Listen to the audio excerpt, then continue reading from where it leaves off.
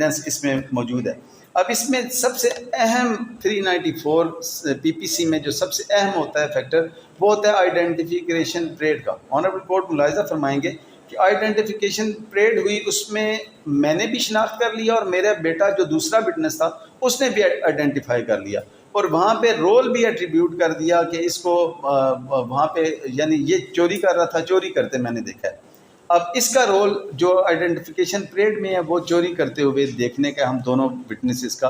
Identification parade بھی proper تھی، اور اس میں پراپر آئیڈینٹیفائی اس کو وتھ اسپیسیفک رول کر دیا گیا۔ اس کے بعد لرنڈ میجسٹریٹ جو وہاں پہ کنڈکٹ کر رہے تھے انہوں نے ہمیں باہر بھیجا، جیل سے باہر بھیجنے کے بعد اس سے پوچھا کہ آپ کا پہلے تو نہیں سامنا کرایا گیا، تو اس وٹنسز نے کہا کہ ہمیں سامنا نہیں کرایا گیا۔ اب اس میں تینوں جو اکیوز ہیں تینوں کے تینوں اریسٹ ہوئے، 13/20/65 میں اریسٹ ہوئے، مقدمہ نمبر 641 643 اور 644 2023 میں یہ